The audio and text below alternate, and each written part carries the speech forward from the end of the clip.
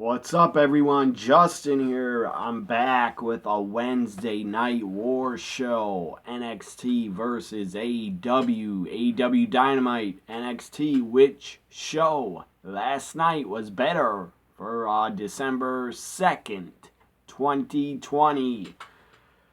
I finally watched a full episode of AEW for the first time in I don't know, 2 months or something like that. About 2 months, over 2 months. I didn't watch. I saw a couple highlights of Dynamite stuff that happened. Thunder Rosa, I believe Serena Deep. I saw that match. It was very good. And I've seen other highlights. I saw last week, I watched on AEW's YouTube, Taz choked out Cody. But anyways, I watch Dynamite this, and I, of course, watch NXT every week. I have not missed an NXT since 2013 or 12. And by the way, I'm wearing this shirt for a fucking good reason. The guy was one of my favorite wrestlers growing up. He was like my number 1 or 2 favorite when I was a kid and as a teenager. So, yeah. Maybe you can tell by the shirt I'm wearing that. And again, these Wednesday Night War shows are me giving my opinion on which show was better, NXT or AEW. Maybe you can tell by the shirt. Maybe you won't be able to tell which show I thought was better by a little bit. So I'm going to start with AEW Dynamite. The show was called Winter is Coming. It was a really big show. The main event was for the AEW World title. Kenny Omega, Jon Moxley. And it's pretty rare that you get a world title match on a Dynamite or NXT. It really barely happens that often. So, again, I'm going to start with AEW and the good and the bad about the show, what I liked and what I thought was bad and I didn't care about. Let's start with the bad. Chris Jericho wrestling against Kazarian. Not because of Kazarian, he's still in his prime, he's really good, I like Kazarian. But because Jericho's in the match. The guy should stop wrestling, he doesn't have any more. He moves very slowly. I thought it was bad. Again, for NXT, AEW, I'm going to give you the good and bad. My opinions of the good and bad of the shows and what was really bad Jericho wrestling at the end of 2020. He's still wrestling. No, I get it. A ton of guys have wrestled in their 50s. Triple H, even though he barely ever wrestles. Undertaker, Sting, Ric Flair, Hogan. A ton of guys have wrestled into their 50s. Nothing is wrong with that. But Jericho, my opinion, the guy lost it. He does not have it anymore in the ring. He moves way too slow. He just doesn't have it anymore. Jericho wrestling was bad. But I would say still put him on TV because he's a good mouthpiece. He's a great promo, great interview. He could still be the leader of the Inner Circle. AEW leave Jericho as a mouthpiece. And to do commentary and cut promos. But don't have him wrestle anymore. More bad. Brian Cage hitting a whole bunch of F5s. I thought that was bad. And Brian Cage are not fucking Brock Lesnar. He would eat you alive, I believe, in the ring. He would outwork you, blow you up, and in real life, he'd eat you alive and spit you out and probably beat your ass. I got nothing against Brian Cage. He's a nice guy. He's jacked out of his mind. The guy had to take some roids or HGH, I think, but who knows? Maybe he didn't. I mean, he's jacked, like way more than John Cena ever was, and everybody wanted to accuse Cena that he was on roids, and he always says he was not, and he never failed a test, a wellness policy. So I thought that was bad. Brian Cage, come up with your own damn move instead of a F5. More bad. And maybe this will get me hate. I don't care. More bad was the Young Bucks being interviewed. Or the Young Bucks on my TV. I don't care about them. They're boring to me.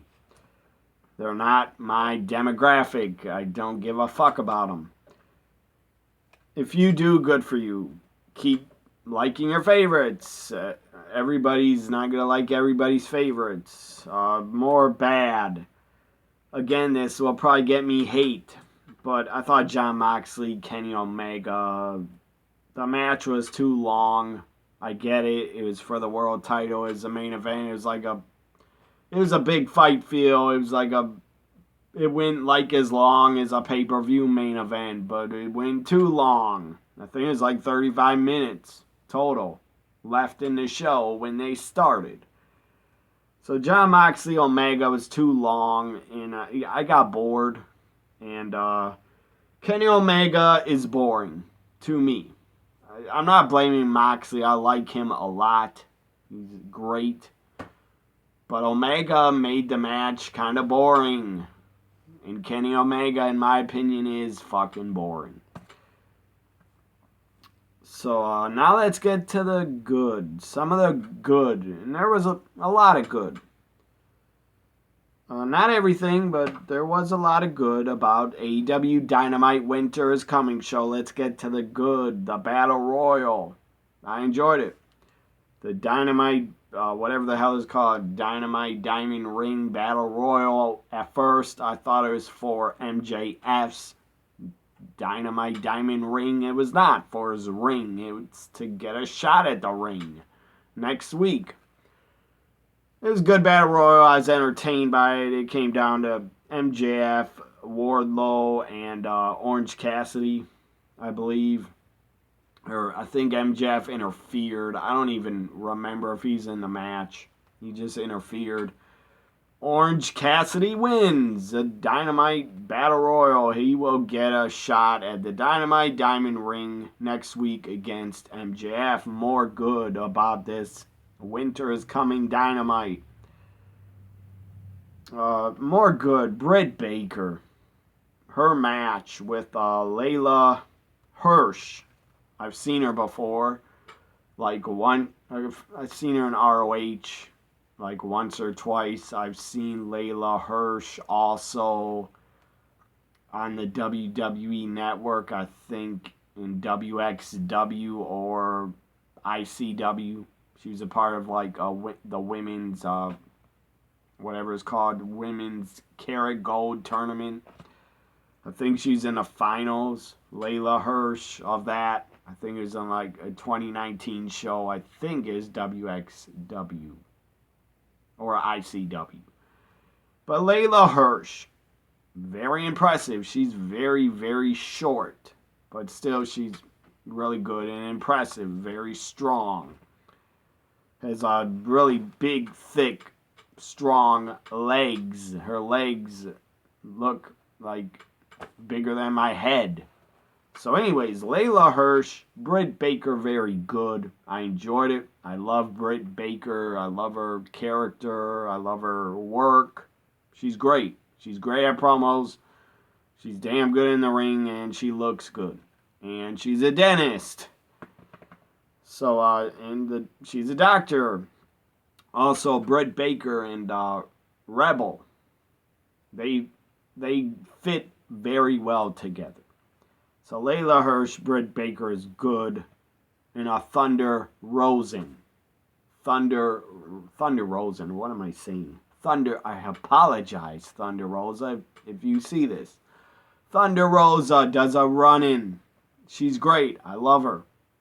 She follows me on Twitter. Thank you, Thunder Rosa. Thunder Rosa runs in, attacks, wants a piece of Britt Baker. Is awesome. Britt Baker won, by the way, against Layla Hirsch. So now, more good.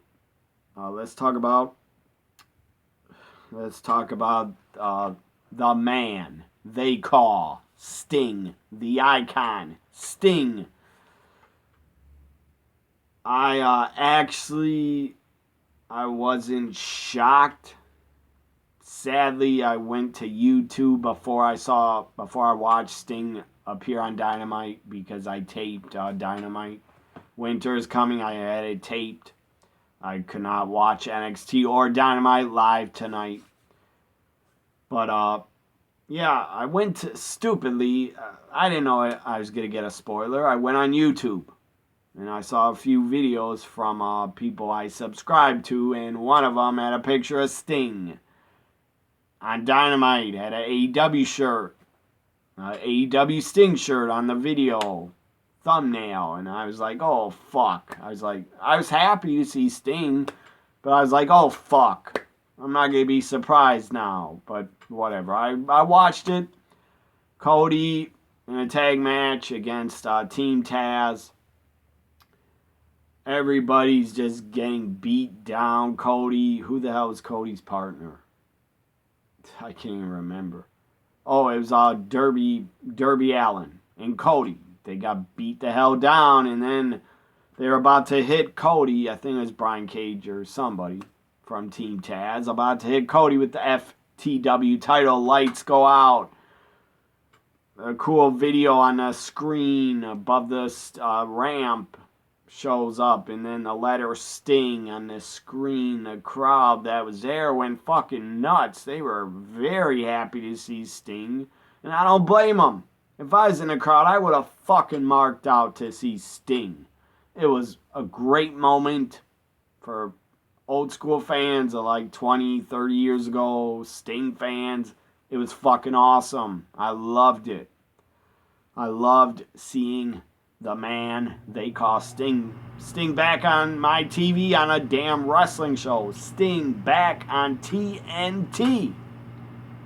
First time in 18, 19 years.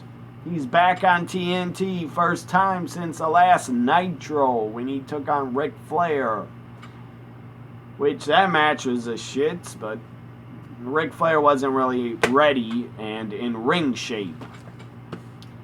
But my God, talk about a great moment, a great Dynamite moment, a great moment in AEW history, a great fucking wrestling moment that I will always remember.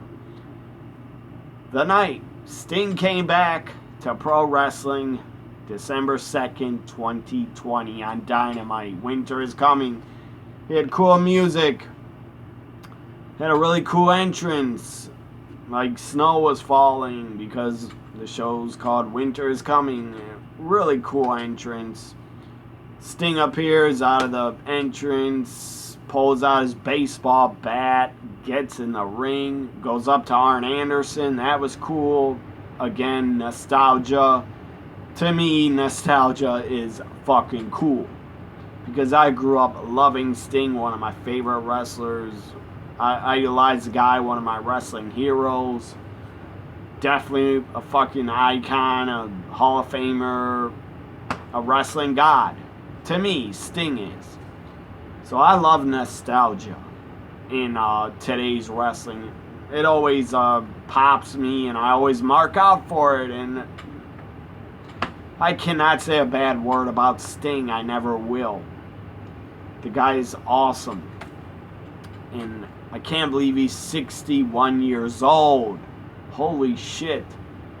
With that face paint, the crow makeup, Sting did not look... The guy doesn't look 61. He looks in damn good shape. I don't think he'll wrestle full time. He probably shouldn't wrestle a one-on-one match. He could wrestle tags. Why not? I mean, AEW signed him to a multi-year contract. It could be like 3 to 5 years. When the contract's over, Sting could be like 63 or 4 years old. That's really crazy. But he deserves it.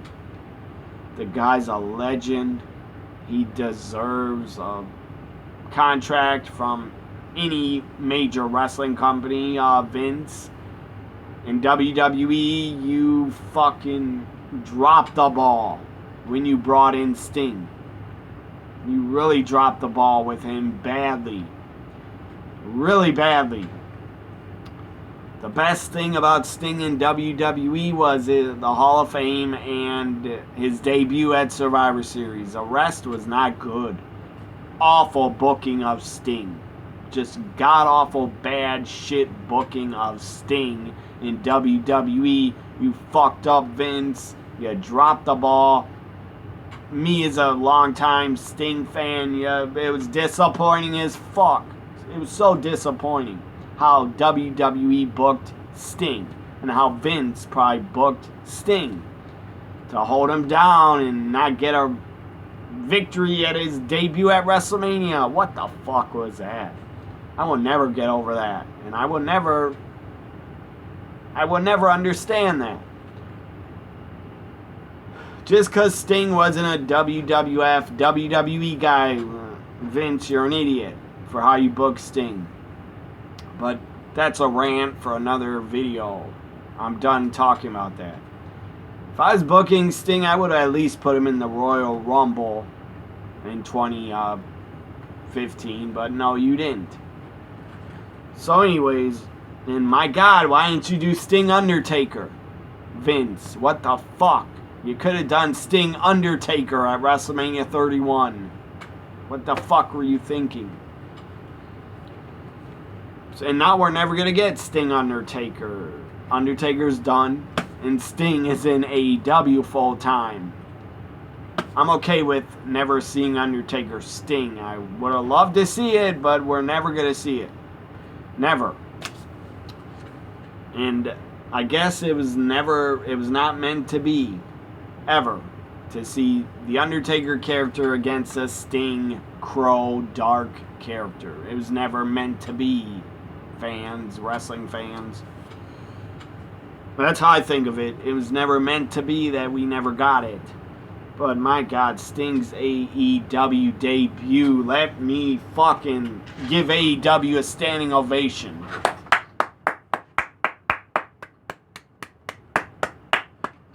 Great. It was great. I marked out. I loved it. It was so great. He stared at Arn Anderson. He stared at Cody. Went up to Darby Allin. Stared at him. That was pretty cool. I loved it. Sting being in AEW is awesome. In my opinion, it's fucking awesome. I mean, Sting. Every time Sting appears on Dynamite, I might have to switch it over to Dynamite because I'm such a Sting fan. Very smart. I don't care if he's 61. He has name value. He's a legend. He was a mega star.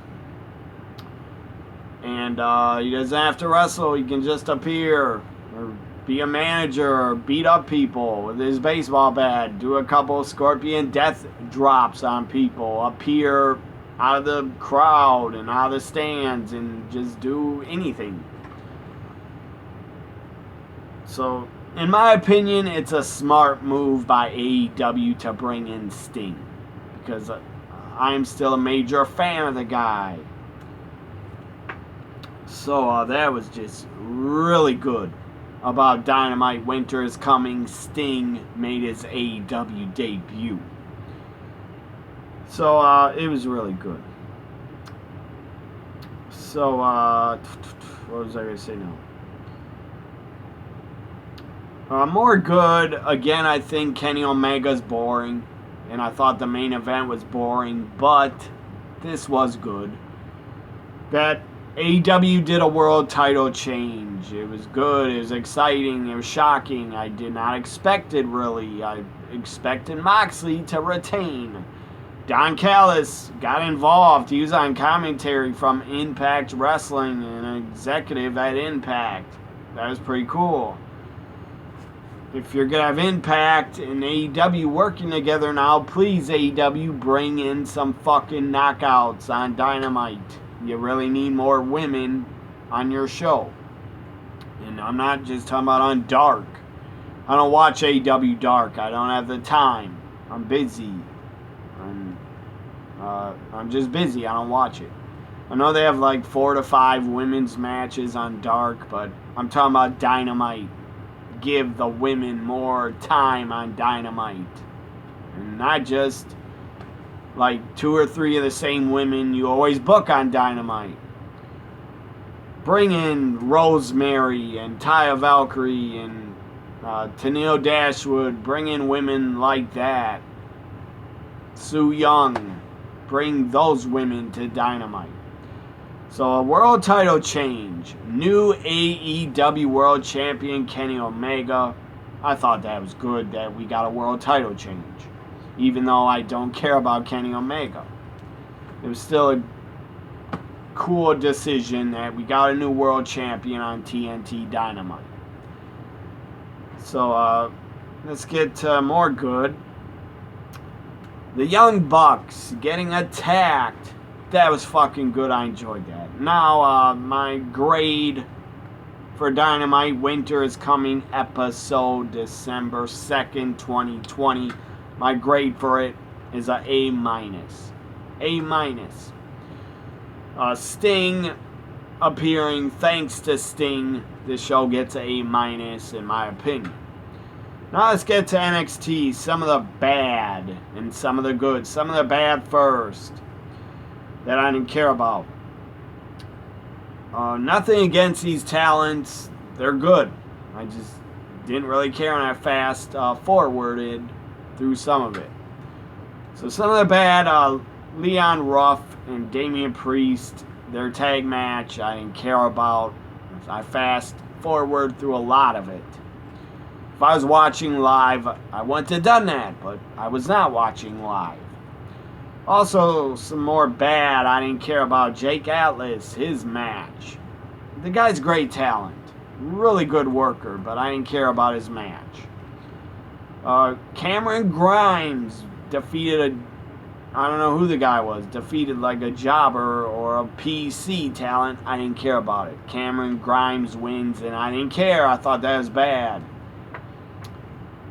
But a lot of these talents, they probably didn't want any of them to get injured before War Games Takeover. Takeover War Games is this Sunday on the WWE Network. If you didn't know, you should. And if you didn't, now you do know. Takeover War Games is Sunday. And it's going to be awesome. Especially the 2 War Games matches. So, more bad. It's, more bad. I don't have any more bad. After Grimes won, I didn't care. As I said, I didn't care about the Grimes match, the Leon Ruff tag match, or the Jake Atlas match. I didn't care for. So I say they were bad. So now let's get to the good. The show opened with all the NXT talent on the stage with Triple H, Shawn Michaels, William Regal in the middle. Those 3 guys, I think, backstage really do drive NXT and like are really good for all the NXT talent. Shawn Michaels, Triple H, William Regal, and probably others. Really good tribute. All the talent was on the stage. Had a picture of Pat Patterson. Rest in peace, Pat Patterson. First Intercontinental Champion. Was a color commentator on All-Star Wrestling in the 70s and the WWF in the early 80s and the WWF Pat Patterson actually was on commentary for Hulk Hogan defeating the Iron Sheik. That was really cool. He was also the referee of the WrestleMania 1 main event. He was also the referee for Lawrence Taylor, Bam Bam Bigelow, WrestleMania 11. He was also a part of a great tag team in the AEW. Pat Patterson and Ray the Crippler Stevens were a great fucking team before my time. I wasn't born to see them in the AWA in their prime. I wasn't born to see them tag together, but still, I know my history. They were a great team. Also, Pat Patterson was a main eventer in San Francisco, sold out the Cow Palace, I think. Sold it out many, many times. Was a damn main eventer with the High Chief Peter Maivia, The Rock's, what was he, The Rock's grandfather, I think. So anyways, good tribute to all the talent on the stage to Pat Patterson. Then they played like a 3 to 4 minute tribute video. It's really cool at the end of it. At the end of it, I got really sad. I almost got emotional. Almost. Very sad. Also, not just everything I mentioned, Pat Patterson also was the guy with a great wrestling mind. Created the Royal Rumble match, came up with it. I also thought I heard a story that he came up with the Survivor Series concept of the elimination matches. Maybe he did not. I don't know, but I did hear that somewhere. But he did come up with the Royal Rumble concept of the match. Fucking awesome. Royal Rumble, one of my favorite gimmick matches of all time. And my God, Pat Patterson, great wrestling mind, great booker, helped Vince McMahon, was his right-hand man for like over 25 years, helped him with booking and finishes. Great. Really great. He was also great on Legends House. I thought he was good on there. Rest in peace, Pat Patterson. Great video tribute. Watch it on YouTube or on the network. Very good tribute with Frank Sinatra playing one of Pat Patterson's favorite songs, My Way. Really good tribute video. Check it out. And if you weren't alive, you didn't know what Pat Patterson did, except for he was also great as part of the Stooges, Mr. McMahon's Stooges in the Attitude Era. He's damn good and entertaining doing that. He's a former hardcore champion, former 24/7 champ, and the first Intercontinental champ. Again, rest in peace, Pat Patterson. If you don't know his career, don't know his history, watch it on the WWE Network. Search Pat Patterson. So, yeah, great tribute. That was very good. A very good tribute to Pat Patterson by NXT. Also, what was really good about NXT, Pat McAfee. Great promo again. It went on a bit too long, but it was still damn good. Also, we had Undisputed Era and like a promo video talking. That was good. More good. More good was the Tommaso Ciampa showed up in Timothy Thatcher's wrestling school segment in the ring or whatever the hell it is basically wrestling school where he beats up guys and submits them. Tommaso Ciampa showed up in that to face off with Thatcher. Then they brawled. That was good, I thought. Also, what was more good, the main event, ladder match. Winner gets the War Games team advantage. Last week we had Pete Dunne and Kyle O'Reilly in a ladder match for War Games advantage. That was really good. This ladder match, I said it was good, but it was a bit sloppy. But that's okay. It didn't bother me. Botches and some sloppiness could happen to anybody. Shotzi Blackheart, Raquel Gonzalez in a ladder match. I don't know why it was sloppy. I don't care why it was sloppy. Maybe they didn't have good chemistry. I don't know what happened. Maybe they both were blown up. I don't know. But it was a bit sloppy. But again, I don't care. These women definitely don't deserve to be bashed or hated on for being a bit sloppy. It could happen to anybody. I couldn't do what they did. Maybe they were tired. Maybe they were really tired and blown up, and they just couldn't control that. I don't know. But still, I enjoyed it. Good ladder match. Candice, Indy Hartwell got a ladder, and Candice, Dakota, Toni Storm came down the perch, the giant lift stage they were standing on. They come down to the ring.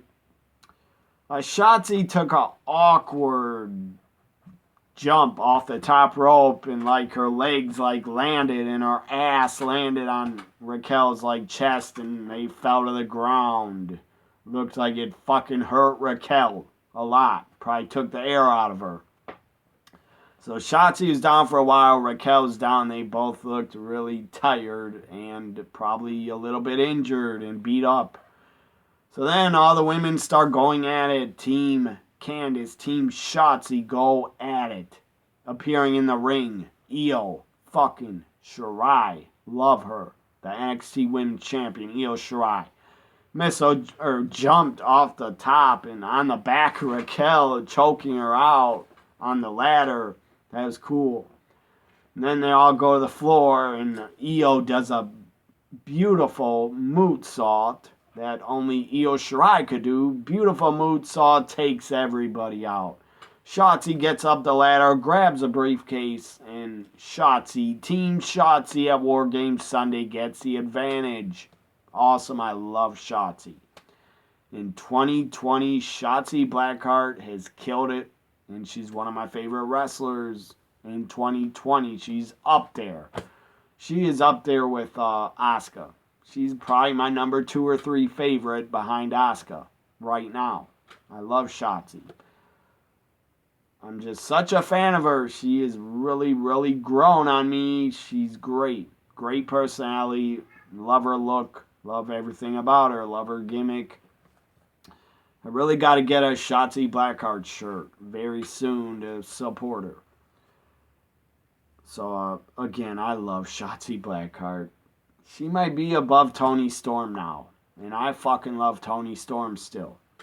She's above Io Shirai. And I love Io. She's not above Asuka, though. And I love Dakota. But Shotzi's above Dakota right now. Is one of my favorites to watch. So NXT, they had more good than bad. My grade for NXT, December 2nd, 2020, my grade's a B-. AEW gets an A-. NXT gets a B-. They had a great Pat Patterson tribute. The show ended strong. The go-home show to War Games Takeover ended strong, with Io appearing as a 4th member of Team Shotzi. Shotzi on the ladder with Rhea, Io, Ember around her, climbed up the ladder. It was a great end. B- for NXT. Dynamite Winter is coming. A-. Hope you enjoyed my return to the Wednesday Night Wars show. Maybe I'll do one next week. I don't know, but Wednesday Night Wars. Hope you enjoyed this for December 2nd, 2020 Wednesday Night Wars. In my opinion, AEW won. They get a A-, NXT B-. Bye for now.